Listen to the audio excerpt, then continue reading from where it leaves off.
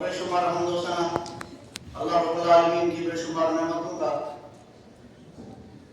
اور لاکھ درود و سلام بذات خیر الانام حضرت سید المرسلین محمد رسول اللہ صلی اللہ علیہ وسلم،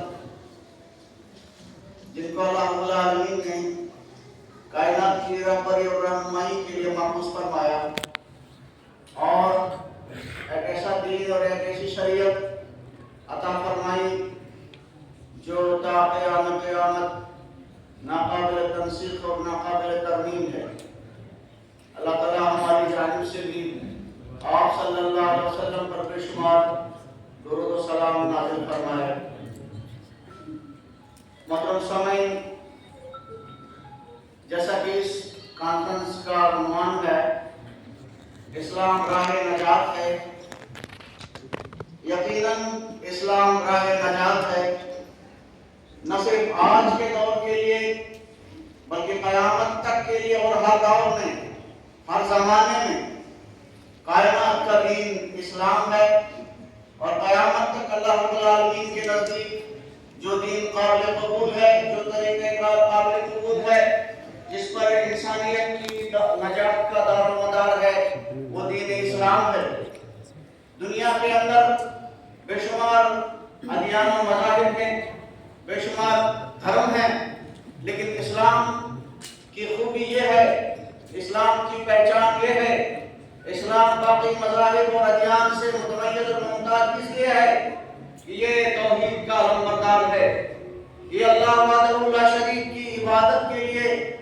اس کی تلقین کرتا ہے اور شرک سے روکتا ہے۔ یہی دین اسلام کی پہچان ہے۔ اور جہاں تک قرآن مجید کا تعلق ہے کہ جو مضمون دیا گیا، مجھے جو عنوان دیا گیا کہ قرآن مجید کا مطلوب انسان، قرآن مجید کا مطلوب انسان یقیناً ایک مسلمان ہے، وہ مسلمان جو اللہ وحدہ لا شریک کو اپنا معبود برحق مانتا ہے اور اس کی عبادت و بندگی کرتا ہے اور عبادت اور بندگی کے اندر کسی دوسری ذات کو شریک نہیں ٹھہراتا ہے، وہی قرآن مجید کا مطلوب انسان ہے۔ اور اسلام کی پہچان یہ ہے کہ اس کے اندر توحید ہو، اسلام کی پہچان یہ ہے کہ وہ اللہ رب العالمین کے ساتھ کسی کو شریک نہ ٹھہراتا ہو۔ اسلام کی جو پہچان ہے وہ عقیدہ توحید ہے اور عقیدہ توحید کے بغیر اسلام کا تصور تک نہیں کیا جا سکتا ہے۔ قرآن مجید کی آیات بینات اس بات پر گواہ ہیں کہ ہر دور کے اندر اللہ رب العالمین نے کم و بیش 1,24,000 پیغمبروں کو، انبیاء اور رسولوں کو دنیا کے اندر بھیجا، ان کو یہی پیغام دے کر کے بھیجا، یہی ان کو تلقین کر کے بھیجا، تم کائنات کے لوگوں کو اللہ رب العالمین کی وحدانیت کی طرف اور اکیلے اس کی عبادت کی طرف بلاؤ۔ جہاں پر بھی قرآن مجید کو ہم کھولتے ہیں، جہاں پر بھی ہم انبیاء کرام علیہ السلام کا تذکرہ دیکھتے ہیں، وہاں پر ہم ان کا یہی پیغام دیکھتے ہیں کہ یا قوم اعبدوا اللہ ما لکم من الہ غیرہ، اے میری قوم کے لوگوں، تم اکیلے اللہ وحدہ لا شریک کی عبادت کرو، اس کے سوا تمہارا کوئی معبود نہیں ہے۔ اور یہی قرآن مجید کی روح ہے، یہی اسلام کی روح ہے، یہی اسلام کا رکن اول ہے، یہی اسلام کی بنیاد ہے جس پر اسلام کی عمارت کھڑی ہے۔ وہ یہی ہے کہ لا الہ الا اللہ محمد رسول اللہ صلی اللہ علیہ وسلم، اور یہی دین اسلام کی پہچان ہے۔ اس عقیدہ توحید کے بغیر کوئی مسلمان نہیں ہو سکتا، چاہے وہ عبادت گزار ہو، وہ 5 وقت کی نماز ادا کرنے والا ہو، وہ ماہ رمضان کے روزے رکھنے والا ہو، وہ زکوٰۃ دینے والا ہو، وہ حج کرنے والا ہو، اس کے اندر باقی تمام کی تمام خوبیاں موجود ہوں، باقی تمام نیکیاں وہ کرنے والا ہو، اگر اس کے اندر عقیدے کا بگاڑ ہے، عقیدے کے اندر خامی ہے، دین اسلام کی جو بنیاد ہے وہ کھوکھلی ہے، وہ مضبوط اور مستحکم نہیں ہے، تو وہ انسان جہنم سے نجات نہیں پا سکتا، یہ جہنم سے نجات نہیں پا سکتا ہے اور اپنے منزل مراد کو نہیں پہنچ سکتا ہے۔ اسی لیے قرآن مجید کے اندر اللہ رب العالمین نے ارشاد فرمایا وَمَا أُمِرُوا إِلَّا لِيَعْبُدُوا اللَّهَ مُخْلِصِينَ لَهُ الدِّينَ حُنَفَاءَ وَيُقِيمُوا الصَّلَاةَ وَيُؤْتُوا الزَّكَاةَ وَذَلِكَ دِينُ الْقَيِّمَةِ، کہ سارے کے سارے دنیا کے لوگوں کو اور خصوصاً انبیاء کرام علیہ السلام کو یہ پیغام دے کر کے اور یہ ان پر یہ فریضہ عائد کر اکیلے اللہ رب العالمین کی عبادت کی طرف لوگوں کو بلائیں اور تمام کائنات سے یکسو ہو کر کنارہ کش ہو کر منہ پھیر کر کے حنفاء للہ غیر مشرکین بھی کہ صرف اللہ رب العالمین کی وحدانیت اللہ رب العالمین کے رضامندی کی خاطر وہ ساری کائنات سے کٹ کر ایک اللہ کی عبادت کے لوگوں کو بلائے اور یہی دین مستحکم ہے یہی دین مبین ہے اور یہی دین جو ہے وہ قابل قبول ہے اسلام جو کہ ہمارا ہم یہ قرآن مجید کے اندر پڑھتے ہیں کہ اللہ تعالیٰ نے ارشاد فرمایا ان دین عند اللہ الاسلام کہ اللہ کے پاس قابل قبول جو طریقہ کار ہے وہ اسلام ہے اور اسلام کیا ہے اسلام مجموعہ ہے قرآن مجید کا اور احادیث نبوی کا اسلام نام ہے کتاب و سنت کا اسلام نام ہے قرآن و حدیث کا اور یہی درہ امتیاز ہے جمعیت اہل حدیث جموں کشمیر کا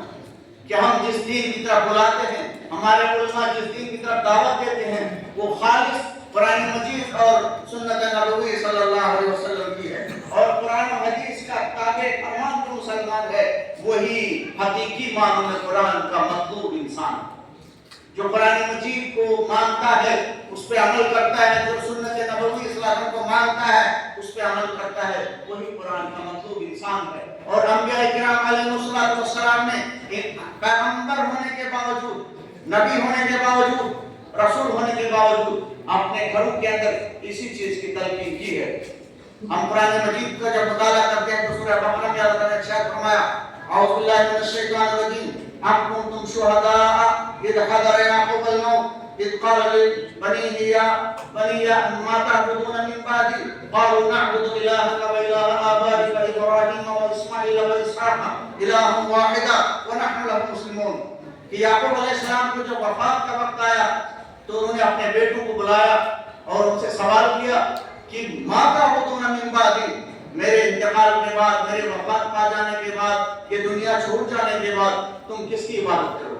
ظاہر سی بات ہے کہ پیغمبر زادے کس کی عبادت کریں گے جس گھر کے اندر پیغمبر ہو پیغمبروں کی اولاد ہو ان سے اس بات کا عہد و پیمان لیا جا رہا ہے کہ میرے بعد تم کس کی عبادت کرو گے تو وہ یہی جواب دیتے ہیں کہ نعبد الہک و الہ آبائک ابراہیم و اسماعیل و اسحاق الہ واحد ونحن له مسلمون کہ ہم ابراہیم علیہ السلام کے معبود برحق کی عبادت کریں گے اسماعیل علیہ السلام کے معبود برحق کی عبادت کریں گے جو الہ واحد جو اکیلا رب ہے اکیلا معبود برحق ہے ہم اسی کی عبادت کریں گے اسی طرح سے امام بخاری نے صحیح المفرد میں ایک حدیث نقل کی ہے کہ لما ان نوح علیہ السلام لما حضرت الوفات کہ جب نوح علیہ السلام کی وفات کا وقت آیا تو انہوں نے اپنے بیٹوں کو بلایا اور ان سے فرمایا کہ آمرک باثنین وانہاک عن اثنین میں تمہیں دو چیزوں کی تلقین کرتا ہوں اور دو چیزوں سے منع کرتا ہوں آمرک بلا الہ الا اللہ میں حکم دیتا ہوں کہ اللہ تعالیٰ کی وحدانیت کو قائم رکھا جائے اللہ تعالیٰ کی وحدانیت کا اقرار کیا جائے اعتراف کیا جائے اعلان کیا جائے اظہار کیا جائے آمرک باثنین آمرک بلا الہ الا اللہ وسبحان اللہ بحمدہ ایک آپ اللہ کی وحدانیت کو مانیں گے تسلیم کریں گے اور دوسری بات سبحان اللہ بحمدہ اللہ تعالیٰ کی حمد و ثنا بجا لائیں گے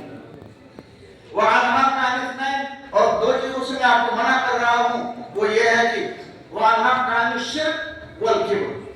ایک تو میں شرک سے منع کرتا ہوں اور دوسری تکبر سے یعنی شرک یہ دین اسلام کو ختم کر دیتا ہے یہ نیکیوں کو برباد کر دیتا ہے جتنے بھی نیک اعمال کسی نے کیے ہوں اگر اس کے اندر شرک کی ملاوٹ ہو گئی تو اللہ تعالیٰ وہ اعمال قبول نہیں کرتا ہے شرک کے ذریعے سے سارے اعمال اور سارے نیکیاں ختم ہو جاتی ہیں محترم سامعین اللہ رب العالمین کا بہت بڑا احسان ہے کہ اس نے ہمیں یہ نعمت عطا کی ہے اور بغیر محنت کی عطا کی ہے ہم اس کو پر گرانٹڈ لیتے ہیں اس کی اہمیت ہم نہیں مانتے اس کی اہمیت کو اس کی قدر نہیں جانتے لیکن یہ بہت بڑی نعمت ہے یہ وہ نعمت ہے کہ جس نعمت کی وجہ سے جنت کی لازوال نعمتوں کا مستحق انسان بنتا ہے اور بڑے بڑے گناہ جو ہے اس سے معاف ہو جاتے ہیں یہ وہ نعمت ہے جو اللہ رب العالمین نے ہم کو دے رکھی ہے کہ ہم یہ گواہی دیتے ہیں اس بات کی کہ اشہد ان لا الہ